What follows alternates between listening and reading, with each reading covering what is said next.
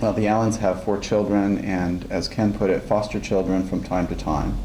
They currently have Teal Pfeiffer living at their home, and they've had some other people that you may know. They are relatively young grandparents.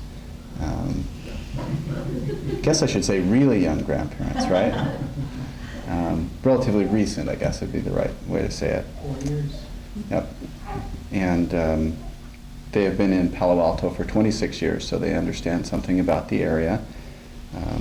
Sue is known by every PTA person in Palo Alto, and Ken says he thinks that she's been the treasurer for every PTA organization at each level of schools in Palo Alto, and she's currently working at Bellhaven in East Palo Alto, helping with their computer project.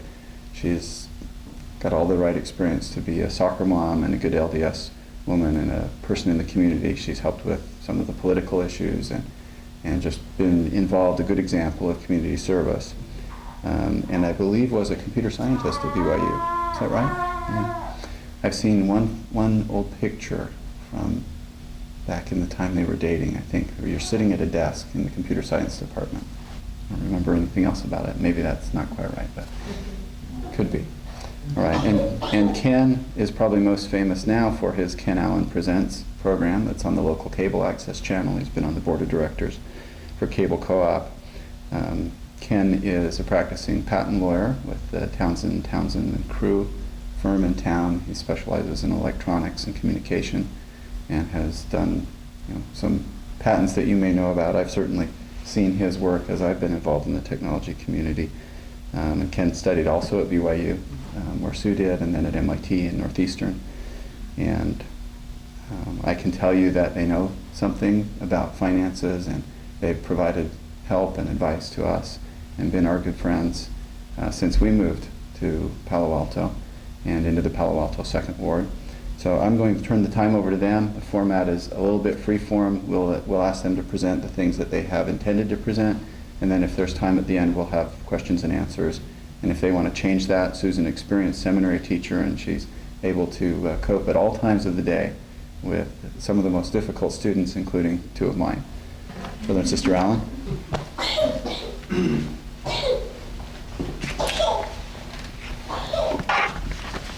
This is Sue.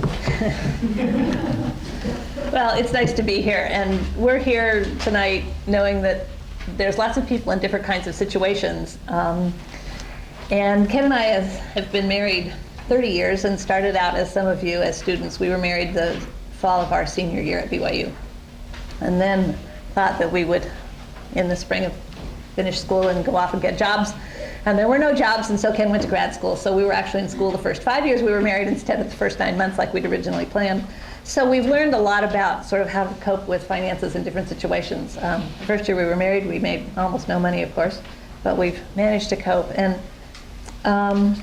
so some of this that we're doing tonight is a lot geared to people just kind of starting out in young marrieds and how we began our life. But I know we've got people of all stages here, up to Jean, who's way beyond where we are as far as coping with finances in her life, but that we'll have some practical ideas for all of you.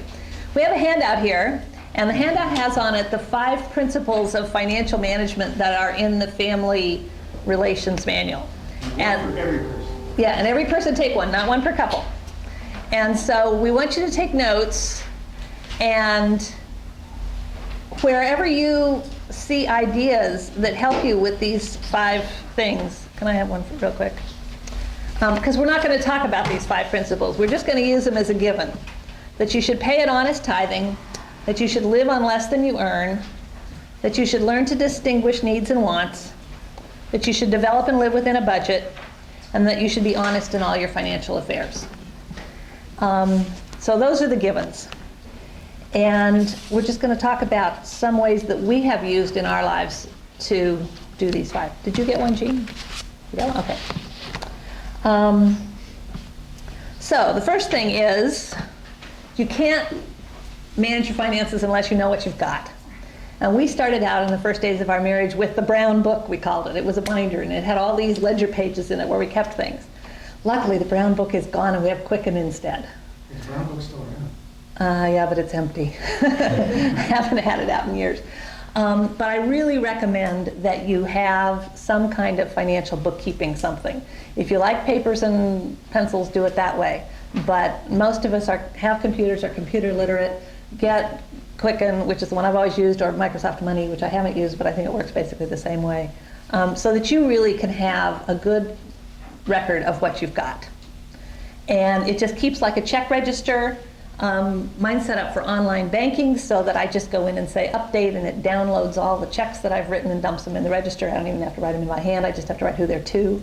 I mean, it makes it very quick and easy to do that a couple of times a week. And then you know what you've got. You know what your incomes are, you know what your expenses are, and everything gets sort of categorized into the budget. It's just saves hours and hours. Our other basic bookkeeping is 2 folders. We have one called tax receipts and one called non-tax receipts. And whenever I pay the bills for anything, everything goes into one folder or the other. At least 2, and by the end of the year, they're really big and fat. And then when I have to do the income taxes, I just pull that out and then I sort the piles. And you know, charitable contributions and wage statements and medical bills and all that stuff. So that they're all in one place and they're all a mess all year long, but they're together and they're easy to find. And that's the basics of our bookkeeping system. But because of that, we always know what we have. So now I'm going to let Ken talk to you a little bit about how we... What? Oh yeah, I left that out. Because I meant to do that before I talked about the bookkeeping. That we're going to talk about principles. And the way we're going to talk about it tonight is not financial planning for the world, but financial planning in a gospel context. And the only way to talk about that is Jacob chapter 2, verses 18 and 19, which I ought to know by heart, but I don't again. It's been 3 years. Seminary scripture mastery, you've all heard it lots of times. But before ye seek for riches, seek ye for the kingdom of God. And after ye have obtained a hope in Christ, ye shall obtain riches if ye seek them. And ye will seek them for the intent to do good, to clothe the naked, and to feed the hungry, and to liberate the captive, and administer relief to the sick and the afflicted. And that idea has been the basis of our marriage in so many ways, is that the gospel comes first. And the financial and monetary and all those resources of the world we have been glad to have, but they aren't what's important. That they're necessary, but if you get your self-esteem and your self-worth and all that kind of stuff from that, then you're going to be in trouble. And so that's kind of the basis of the underlying thing here of what we're talking about, is how to manage what you have so that you're in a position to take care of yourself and share it with others. Okay, Ken? Okay, I want you to all remember this math formula.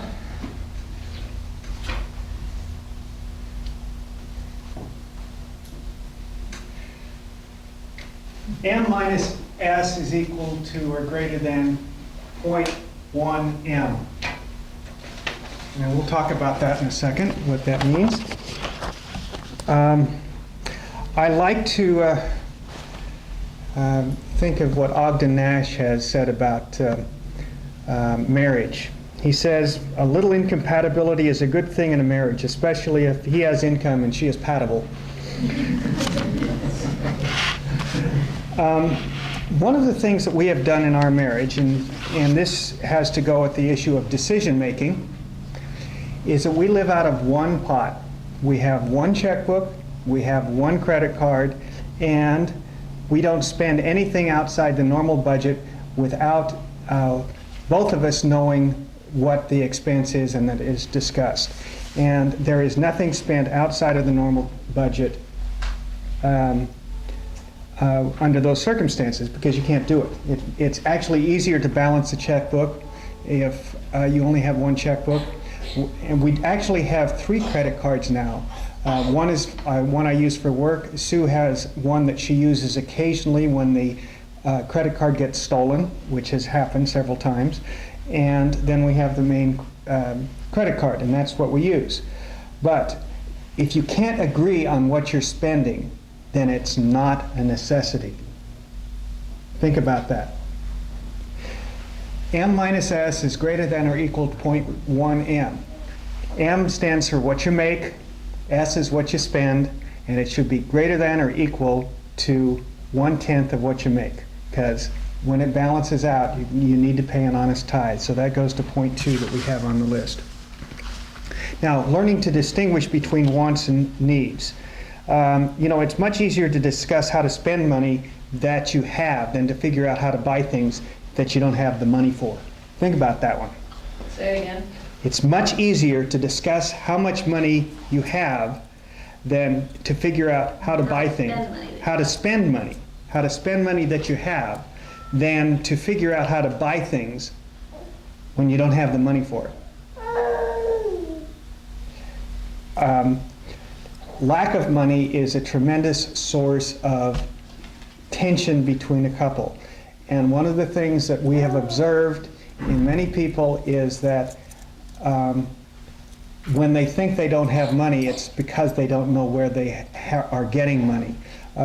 Sue will talk about this, her first experience in keeping track of money. I think that's coming up, right? That first 2-week exercise? Yes. So we'll have more discussion about this when we get to budgeting. Right now, Sue is going to talk about the bane of the budget, shopping.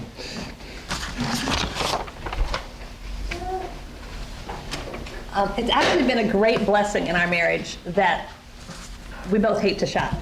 And I have tried to teach my children that shopping is not a recreational activity. And it's really important to remember that you don't go places that are causing temptations for you. Alcoholics don't hang out in bars. Most people should not hang out in expensive stores, or stores at all. So I shouldn't hang out in a bookstore. yeah, Ken and I were talking, we've been talking about the things we argue over, and one of them is books. Ken buys way too many books. And I tell him to go to the library. But think about how you spend your money and when you shop. There's a really good article in the January Ensign this year about people and shopping and some of the psychological things of people who shop to satisfy, lacks in their life or that kind of thing. Be really careful that you shop. When you shop, it's something that you've planned ahead for, whether it's groceries or big items, and that you go with a list and you stick to the list. And sometimes that's hard to do, but my sister I learned a good thing from. They had their milk delivered for many years. And I said, Louise, delivered milk is so expensive. And she said, yes, but it's cheaper because if the milk's delivered, I don't get anything else. If I go to the store, because all I need is milk, and this was when she had 4 little kids home and they were going through milk like crazy, she says, I always buy other stuff. The kids talk me into buying cereal or ice cream or who knows what, and I come home spending twice as much money than if I have the milk delivered. And I thought that was a good idea. So when we had 5 kids at home, we had milk delivered for a while because we were going through 8 gallons a week and there isn't room for that much in the fridge. So it was nice to have it delivered. But that was an idea where, on the surface it looks like it's more expensive, the delivered milk is, but the reality in the big picture was that it was actually cheaper. And so you want to look at things like that. Research purchases and buy for value, not for brand.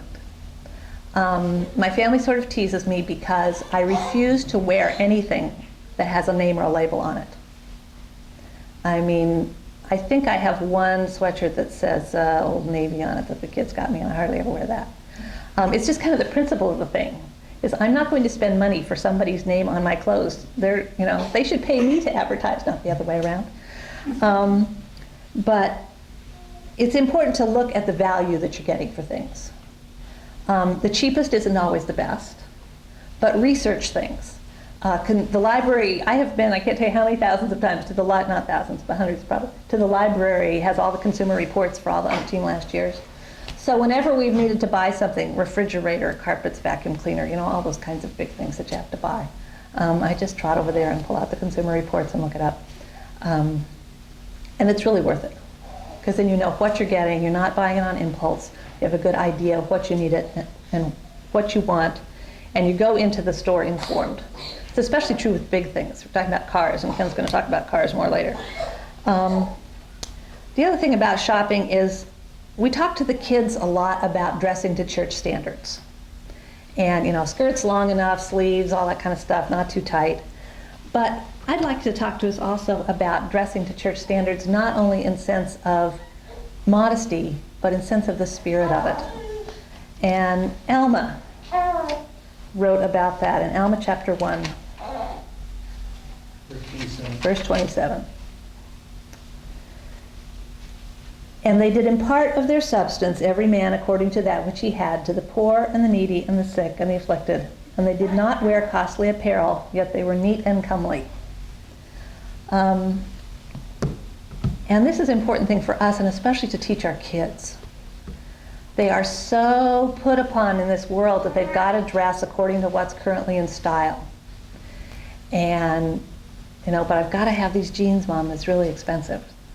And I've always put a limit on my kids on clothes. And the way we've dealt with some of this is that, I have a limit on how much I will pay for a pair of pants or a pair of shoes. And if they want to go over that, they have to pay the rest. If it's something they want to buy that I don't think they need, then they have to pay for all of it. So we've done that a lot with the kids. But I tell them this story that my mom did this to me, and it was 5th grade, and there was some sweater that I really, really wanted. And everybody in the school was buying this sweater, and it was a long sweater, and it buttoned up the front and had a hood on the back and all that kind of stuff. It was this really fancy sweater. And my mom said to me at the time, if I buy you that sweater now, you won't wear it next year because it won't be in style. It will be obviously last year's sweater. If you buy a plain vanilla, just cardigan sweater, you can wear it forever and nobody will know. And that really stuck with me. And I was glad it did. And I've been trying to impart it to my daughters for years and have not been so successful. But I think it's an important thing to think about, is what you're buying, whether it's clothes or furniture or cars or whatever, something that will last a long time, or is it going to go out of style? Now, some things you can buy your kids. If you're buying kids' shoes and they're 4, 5, 7 years old, you can buy them the latest style with the Barbie on the toes or whatever, because you know that they're going to get worn out before they grow out of them and nobody's going to be able to pass them down to anyway. And so for that kind of stuff, you just go ahead and do it. But things that you want to last, once my kids get to be in high school, then I say to the girls especially, I was still wearing when I got married clothes I had in high school, so you need to think about how you're going to like them 5 years from now. Because some of my favorite clothes I had to give away because they were sleeveless when I got married. I was really disappointed. I grew up in Southern California and had lots of sort of those kinds of clothes. But anyway, so that's a really important thing to think about when you're shopping, is how long is it going to last? And Ken's going to talk more later about the true cost of ownership. It not only goes for things like houses, like clothes and cars, but it also goes for houses. This is one of my pet peeves about Palo Alto, is people building these huge houses. And when you get ready to buy a house, and I know this may sound funny to some of you because think you're never going to be able to buy a house, especially around here, but think about how much house does my family need, not the world standard, which is how much money can I possibly, what's the biggest house that my salary will support? And a lot of you, especially those of you who are like Stanford grad students, are going to go on and make lots of money in your lives. And that may not be where you want to put it. One friend who, very well-to-do, and they built this whole big wing on their house that was for the kids. And they were so excited about it because their house had been sort of tight. It was an older house, and it had a lot of character and stuff, but it was kind of getting tight. So they built this whole big wing, and they put all the kids' bedrooms and bathrooms and a playroom for the kids and all that over there. And she said about 5 years later, she said, that was a mistake, because the kids never came out. It was like, once they had the kids' wing, we never saw them anymore. And I know when we had 3 kids in high school and 2 younger ones for a while at home, and it was pretty squishy, but it was only that way for a couple of years. And so at the time I was thinking, it would have been nice to have another bedroom, another bathroom. But that really is a relatively short period of time when you've got all those teenagers home. And it's nice to have them close and where you can keep an eye on them. The guy who just was going to blow up De Anza, and his parents said they didn't know when it was in his room, and I'm just going, I charge in my kids' rooms all the time. I can't imagine that. Because we're all close.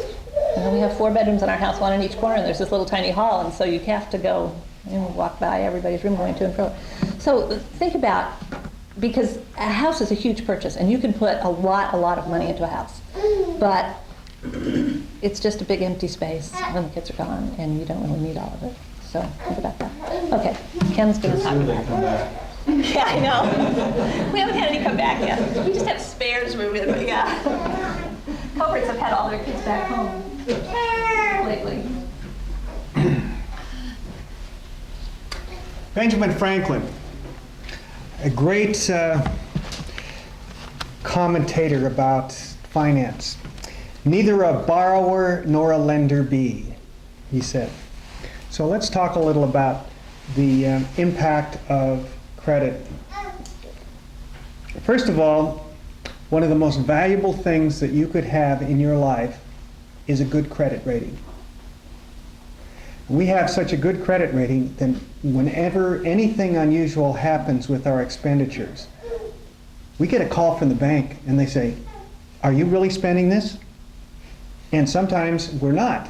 Sometimes we are, but sometimes we're not. And it's also been a great protection for the bank, because having but one credit card, they can track our transactions, and when anything gets out of whack, they notify us immediately and we can cut it off. And we've had a couple of occasions where that's happened.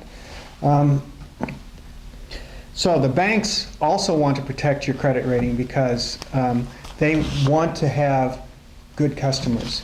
And also makes it easier to get money when you need it. Now, credit cards are useful for buying things as a convenience. You can get good deals on things over the internet by using a credit card, and catalogs.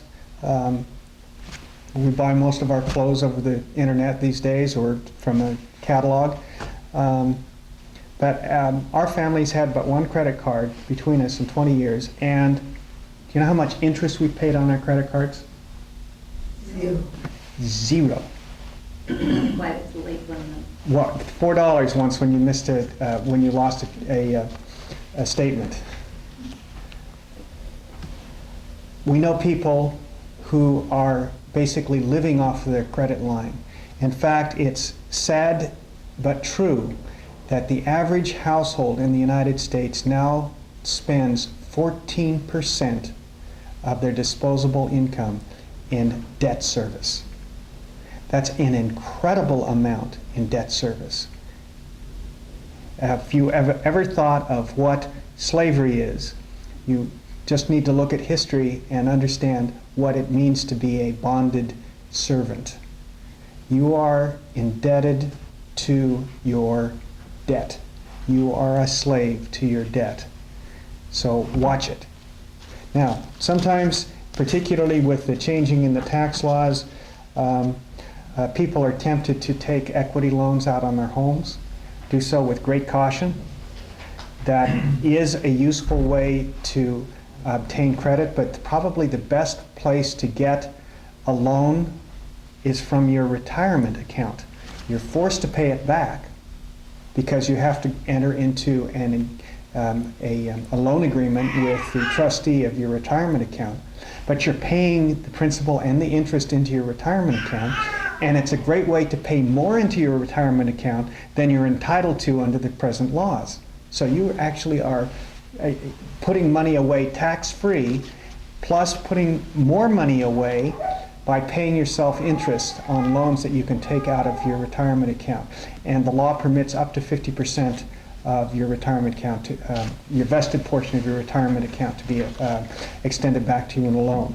But you also have to consider what it is that you're getting a loan on. So we'll talk about that in a minute. And right now, Sue's going to talk about planning and budgeting.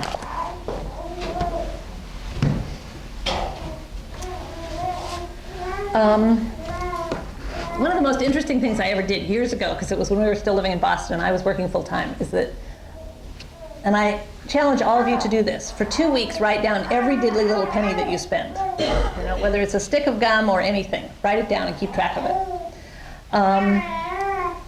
When I did this the first time, which has been more than 25 years ago, because it was when we were still back there in grad school, our food budget was $80, and I found out that I spent the $80 on food, but I spent $80 on other stuff. And I don't even remember what it was now. Going out to lunch, candy bars in the middle of the day, you know, just it just disappeared into thin air. And Ken always talks about how he's in high school. He kept good records, and but he had one line that was always DITA, that was the disappeared into thin air account. And we all have some of that. You just, especially when you have kids. Mom, I need $5 for this or that. But do that. It's a really good exercise. And then when you've done that for 2 weeks, written down every single penny, then you could sit down and make a real budget. And you know where your money's really going, because the idea is not to try and take, these 2 square pegs that are you and put them into 2 round holes that are your budget.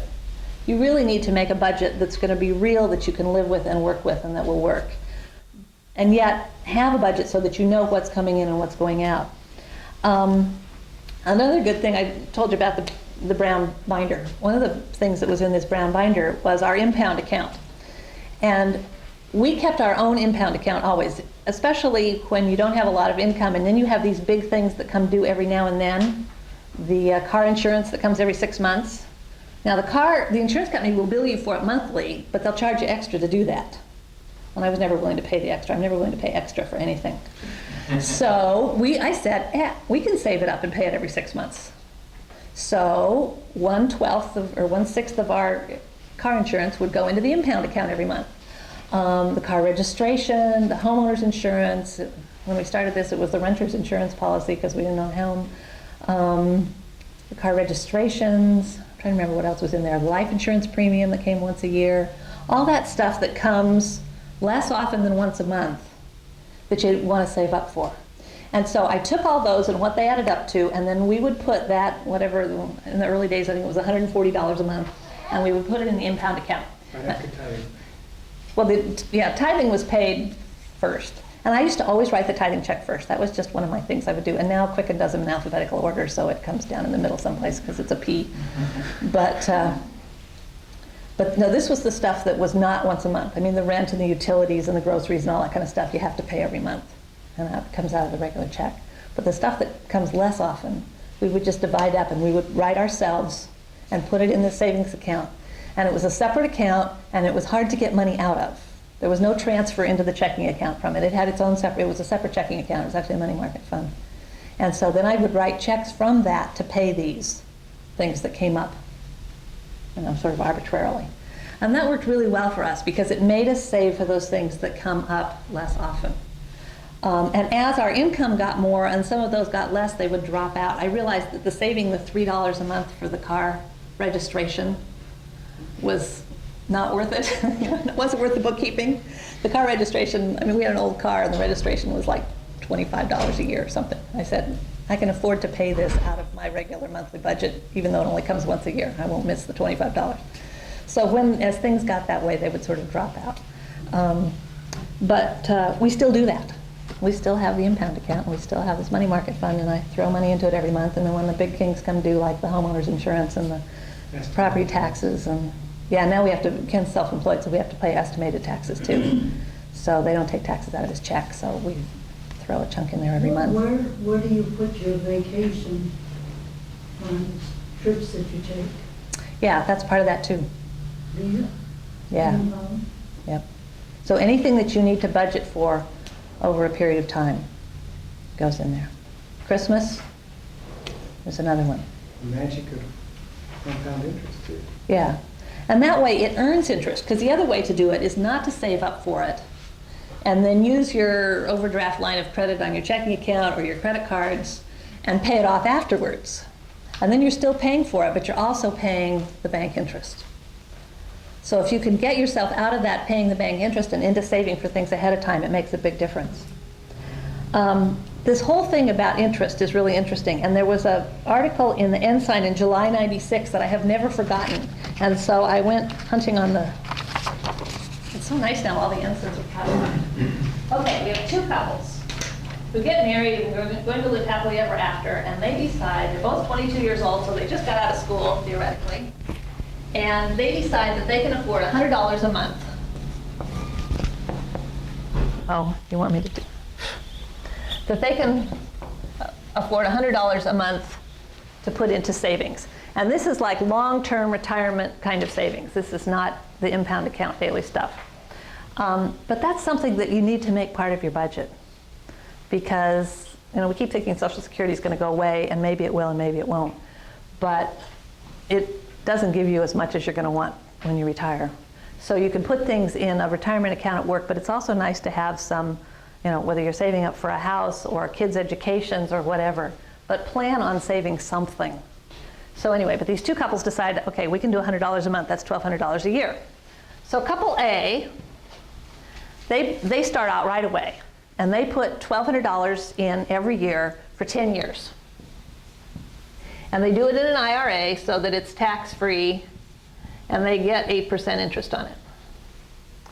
And then their circumstances change and things fall apart and they can't do it anymore, so they quit. But they've put that $12,000 in there, right?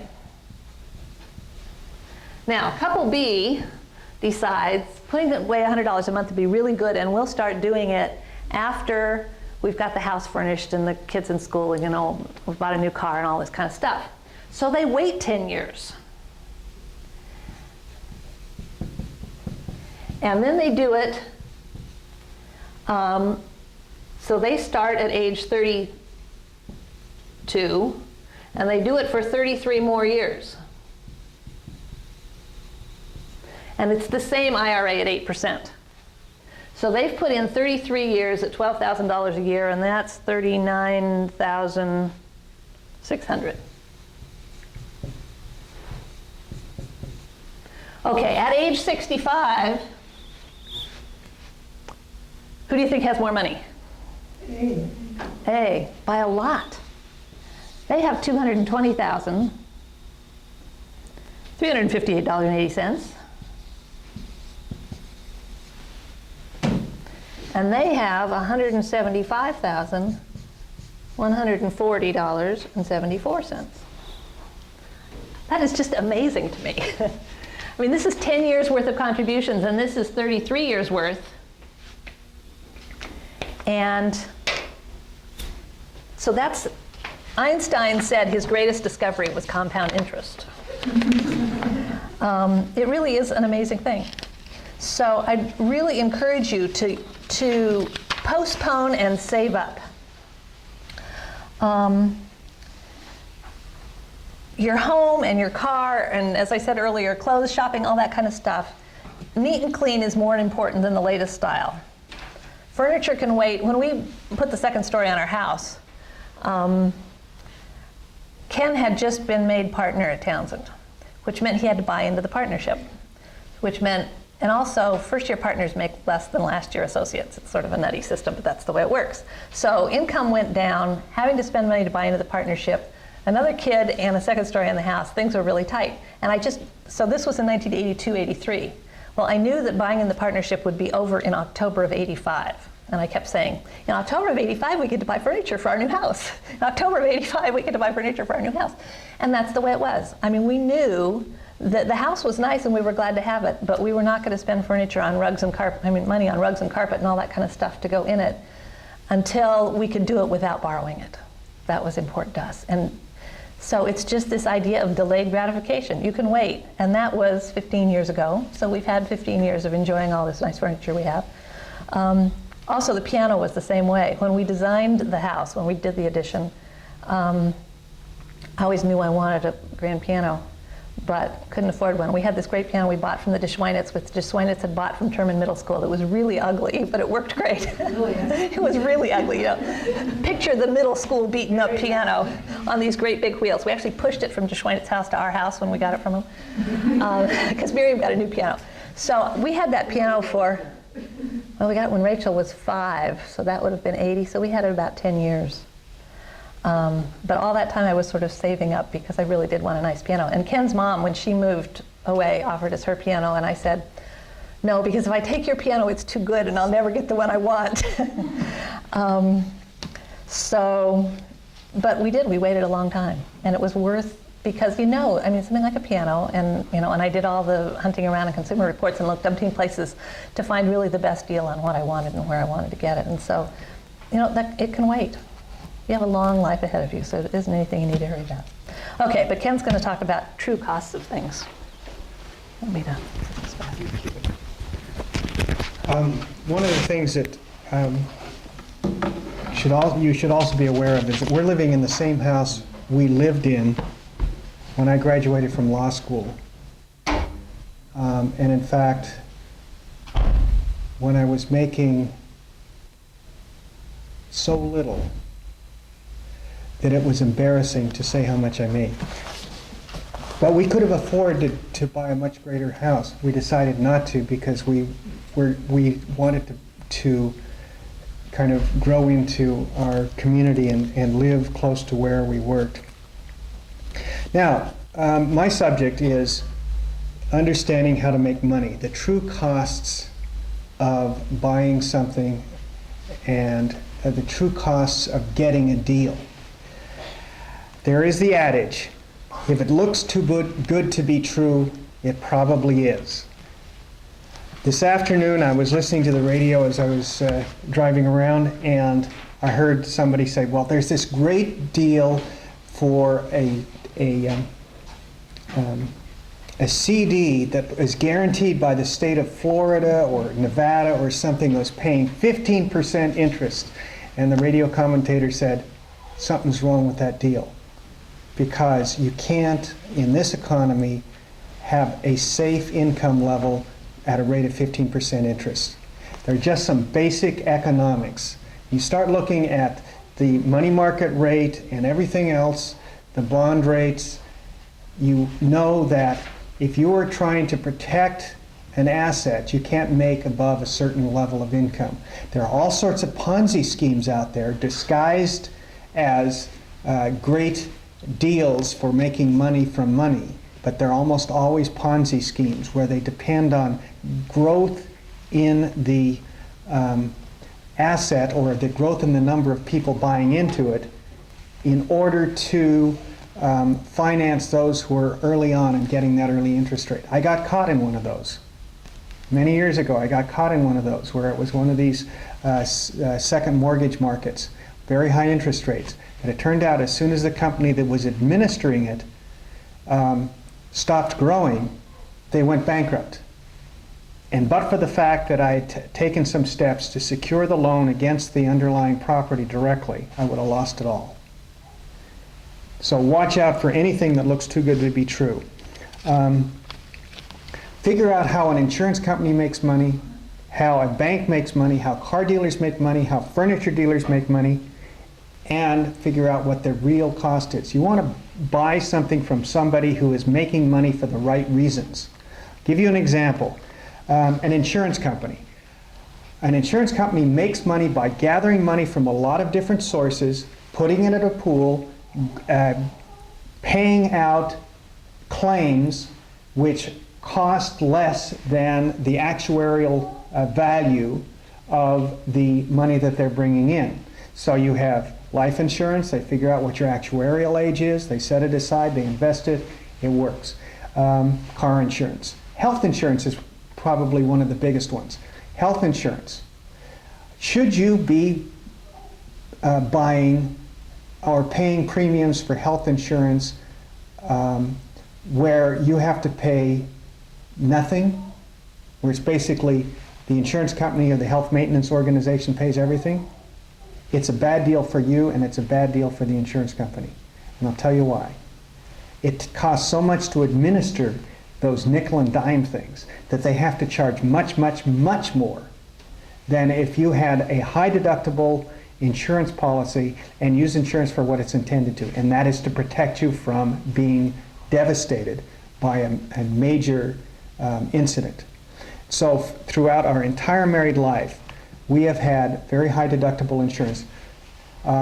We had an incident when our daughter was a year old. I was buying health insurance through my office, and we took our daughter into the hospital, and then we filed a claim, and it turns out that it wasn't a covered claim. And then we started looking at, we had paid $3,600 before we got $1 back, and then they denied the claim. We said, forget that. We're not going to pay that $3,600 to the insurance company. We'll set that aside. So since that time, the medical savings account, the MSA, has been introduced for self-employed individuals. And so we put all of our extra premium money that we pay for health insurance into the MSA. We pay a very high deductible health insurance policy, and we have the protection that's needed if there's a catastrophic illness or injury. That's what insurance is for. Sue worked in the insurance industry, so she knew the back office and how it worked, and how insurance salesmen buy insurance. Whole life insurance, it's another bad deal. It's a forced savings account for people who have no discipline. If you're going to buy insurance, buy term insurance. You can buy umbrella coverage for your home, or you can buy term insurance on your life if you really need it. But after a while, insurance, you don't need it. What are you insuring against? You've got your life savings. Your kids are out and on their own. When you need life insurance, you buy it cheap. And that's what term insurance is. Term insurance is pure insurance. Everything else is basically a payment of a commission to a salesman. Car purchase. What is the true cost of ownership of a car? Look at a car as a 10-year investment. Any car today can be considered to be useful for at least 10 years, and in some instances as long as 20 years. Figure out what it costs to purchase it, look at its historic value and what its value will be in 10 years. It may have some residual sale value, or it may be worth nothing. Figure out what the cost of operation is, figure out what the cost of repair. All of these things are available in Consumer Reports and other places. Safety, of course, is a concern. But we are familiar with a story where someone bought a car, they looked like it was a great deal, and they went to the dealer and got a loan on the car. 6 years for this car. And then they started looking at what the value of the car was if they sold it. They walked off the lot, they immediately lost 20% of its value. But by the time when they went to sell it, they figured that they would have lost probably 30%. They'd still have to pay another 30% on that loan. They'd still be obligated on the loan when they sold the car, because the loan was for such a long time that the value of the car had decreased so much that they could not get their money out of it. They were left as a slave to that debt when they had nothing to back it up. Now, it makes sense to get a car loan for a fairly short period of time. I don't think we've ever paid for a car for more than 2 years. We'd get a 3-year loan and we'd pay it off just as quickly as possible, because most of the cost of a car when you buy a loan is the interest that you pay on that loan. Probably you buy a $20,000 car, over the life of a loan 6 years, you're probably going to pay close to $60,000 or $70,000. It's not worth it. Yes? On the other hand, after my Honda got smashed last fall, when we went car shopping, we had spent so much on car repairs on our old cars that we found we could buy a new Toyota Echo every 3 years and kind of even. You have to look at that very closely. If the cost of repairs is such, now accident repairs is one thing, but cost of maintenance. In one instance, we're familiar with a man who sold his car after 60,000 miles and got a new car because it was out of warranty. Well, the warranty cost compared to non-warranty cost, would he be paying $600 a month for repairs? That's what he's paying for the warranty. That's an incredible amount of wasted money. Now, we have cars in our family that are over 45 years old, so we know they can be made to last. You have to change the oil, stuff like that? Yeah. We have it on there. We change the oil every once in a while. Mostly we have to replace the battery and the radiator. And occasionally the tires because they rot.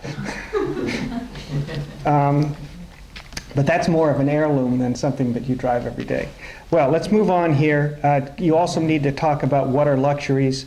And this is kind of our theme. It's an old pioneer stitchery. Use it up, wear it out, make it do, or do without. What's the definition of a swimming pool? It's a large hole in your backyard in which you pour money. That's one reason we don't have a swimming pool, besides the fact that we have a very high water table. True cost of commuting, both in money and time.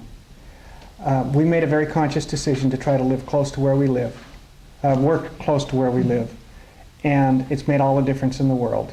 My father had what was considered a very long commute when I grew up north of San Francisco. Now it's considered a short commute, although it takes twice as much time to travel that same distance.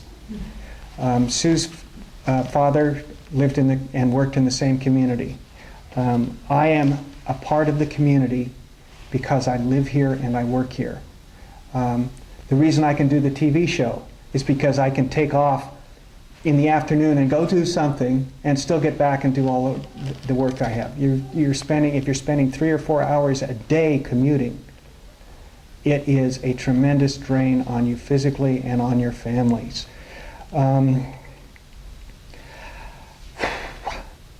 So be aware of what the costs of money are and be aware of Ponzi schemes. And as I said, if it looks too good to be true, it probably is. No, you can't take my paper. Yeah, we're about done, but one more thing we wanted to mention that the bishop asked us to put on the list, and that's the pros and cons of intra-family financial dealings. It's a real one of the blessings of financial management is that you can help other people. My mom sold her house and moved from Southern California to Salt Lake about just before Ken and I moved here. And she didn't know what she was going to do or how long she was going to stay there, so she put the money from her house in the bank. And about 6 months later, Ken and I called her and said, we'd really like to buy a house. Could you help us with the down payment? And she said, well, yeah, I've got this money sitting in the bank, and so you can borrow it. So we did. We borrowed it, and we used it and paid it back over a few years. And then my second sister used it and paid it back. And then my third sister used it and paid it back. And then 10 years later, my mom was ready to build another house, actually, and she did. And so we were really blessed because we had that little pot of family money. So it's wonderful to be able to do that and to help kids, or if you're a kid at this point, to be able to get help from your parents if they have been able to do that, or grandparents, whatever. But the relationship is the important thing. So the thing to remember is only loan the money if you're willing to have it be a gift. And only borrow the money if you're willing to set up a contract and pay it back scrupulously. And if you do it with that attitude, then you're okay. We have been able to help our kids, and we've been glad for that. When Rachel got married at a young age, and she and her husband were both in school, and we said, education's important, we want to be able to help you finish school. And so we did, and last December, Brandon finished school. But before that even, they ended up buying a house because we looked at how much rent they were paying, and we said, you know, if we chipped in the down payment, you could probably buy a house for lower house payments than the rent you're paying, and they could. So we did that, and we bought a house with them on an equity share arrangement where we own a quarter of their house, and we did the down payment, and they paid, and they got a mortgage for something that they could afford the payments on, and that's worked out really well, and we've been glad to be able to do that with Rachel and Brandon. And but we could do that because we've been sort of scrimping and saving and using up and being frugal all these last 30 years. But remember, if you're doing this, that whomever has a stake in that also has some say. So if you want to borrow money from your parents, then you have to realize that they have some say in how it gets spent. If you're loaning it, you have some say in how it gets spent. And if you can do that and the relationship's good enough, then do it. But also be very careful. Be willing to help your children or other family members, but also don't use your retirement and savings to bail them out of bad decisions. And that's a biggie.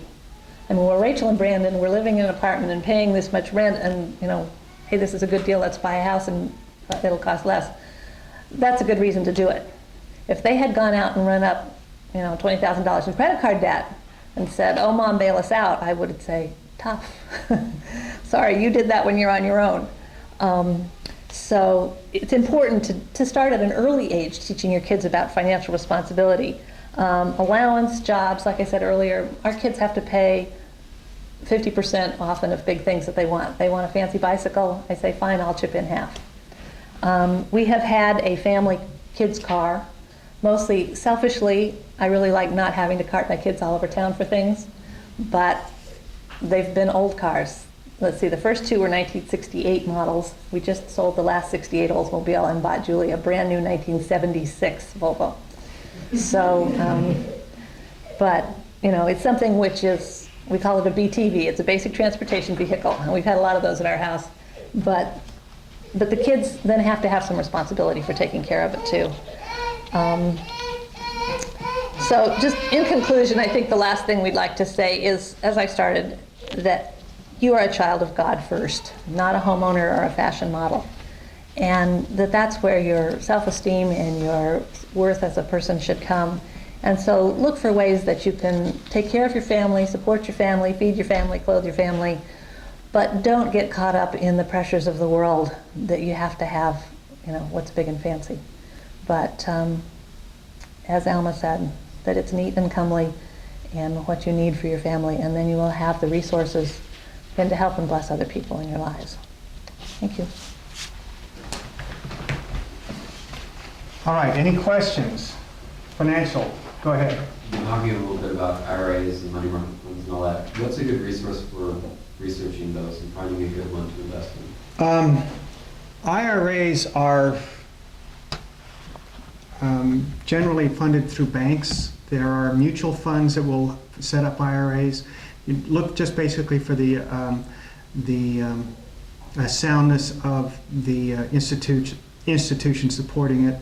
I would go with more conservative institutions.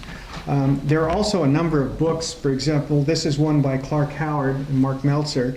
Clark Howard has a consumer radio show, and he has basically given a handbook on how to avoid all of the problems that you have, and talks about buying a used car and setting up an IRA and avoiding all sorts of scams. Ask somebody who has one who they use. Once in a while you'll find somebody who's invested in one that's gone sour. You want to know about those too. You see a lot of the mergers that you see in financial institutions is because one of them has run out of money and they realize they still have obligations. You're going to see some more mergers in some financial institutions coming up. And I'm sure Mark can tell you about them. I have one client, not directly related to this, but I have one client who's a lawyer, and he works with a lot of these companies. And the first question he asks his own clients is, are you in the business of selling products or selling stock? So if you're selling products, you can add value, but if you're selling stock, watch it, because the bubble's going to burst. Does that help? Any other questions? Yes, Ludwika. That's funny, so nobody interpreted this case. I'm just wondering, what are the laws right now concerning the equity in your home when you sell it? The question is what? Equity in your home, when you sell your home, what is the percentage of tax that you have to pay? I don't know what the current rule is. What's the amount of tax on the equity in your home? I think there's a $500,000 deductible per couple right now. So if you sell your home today, the first $500,000 of the difference between what you paid for it and what you get out of it is not taxable. You have to be 55 to take advantage of that. We've bought and sold 3 houses. You have to be 55. I don't think so anymore. Not anymore. No, Yeah, they changed that. and it isn't the difference between what you bought it for and what you sell it for. The basis doesn't matter anymore. Oh. It's just the sale price. They did away with that whole calculating the basis thing. Hallelujah. Yeah, so it's much easier. So it's $250,000 per person. Okay. So it's if a you couple, have it's 2 $500,000. wives, Edit that off the tape. No. So if you sell your house for $800,000, then you have to pay tax on $300,000 of that. long-term capital gain, probably. So I think there's a cap on that at 25%. There is still the 2-year requirement though, right? You Yeah, you live have in to 2 of live the in, last has to 5. Has to be lived in primary residence. prime residence. The last 2 or? I Okay. think it's 2 of the last 5. 2 of the last 5. Okay. So that means. The basis doesn't count. We bought our house for 80,000. So we'd have to pay taxes on the whole, whatever difference it was. Yeah. Oh, I know. Yeah, This it's is, a trend. lived out here for 25 years. Oh, gosh. Okay, let's stay. So this is another reason to buy only one house and stay there till you die, because then your spouse gets a stepped-up basis. But can't you, did they do away with being able to roll it into the next house? If you buy another house of equal or larger value? Yeah, they did away with that. They did away with that? Yeah. Are you sure? Okay, Yeah. I didn't know that. Check with your tax attorney. Yeah. Here's a lawyer who'd like to say something on that. I actually want to ask a question. So, Yes, Counselor? if you want to buy a book and Sue thinks it's not a good idea, what do you do? Go to the library. You just do what she tells you. You go. That's right. She's right all the time. But you each have a small discretionary fund in your budget, right? Yeah, we So do. you can, We basically each have an allowance. right. I earn it, she spends it. No, it's really true. Oh. I mean, don't you have a chance, can't he take you on the surprise date? Yeah, Yes, but she always knows what it costs. Because she does all the finances. I can't give her a new car without her knowing what it costs. But vice versa, that works. yeah. And, and yes, he buys me things as a surprise, and then I find out, later what it costs, because it's true, I pay all the bills, and if I die, Ken's going to be in bad shape, because he won't know where anything is. No, but, yeah, we have always, it isn't, to the penny. There's always been a Well, we little- also have a very different philosophy. I am a penny wise and pound foolish. And I'm the other way around. And so actually that's worked out well, because I'm real fussy about big things and less so about little things. And Ken nitpicks over, but you spent 10 cents more on this cereal than that cereal. But he'll go out and buy video cameras. No, he doesn't do those without telling me, but Only when you're away. I guess we have, yeah, that's true. I say, I can't ever go on a trip because Ken spends money while I'm gone. No,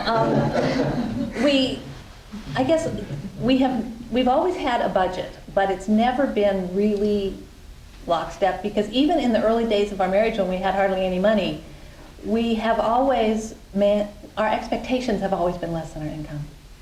And it's interesting because we know what all the partners at Ken's law firm make, because when he gets his pay stub, it isn't just his stuff on there. They give us this whole sheet of paper that has what everybody made.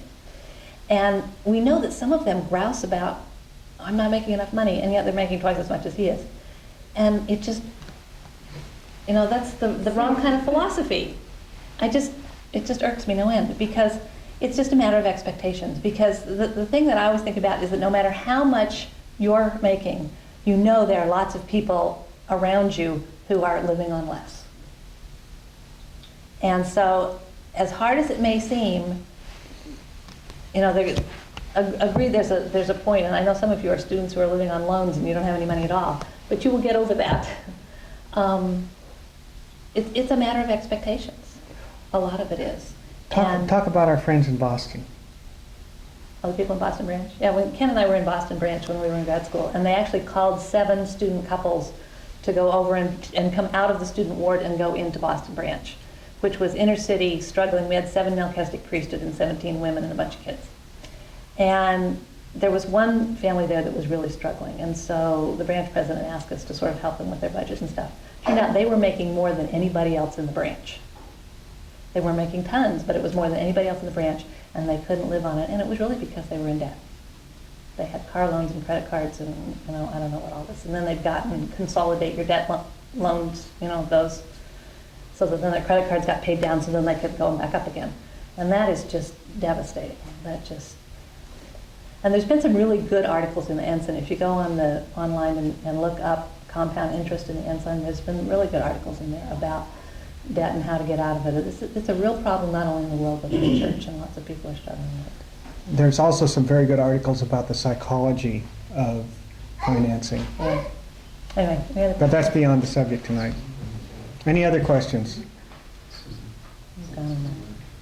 Okay. Thank you very much. And if anybody wants help setting up a Quicken file or something, yell and I'll help.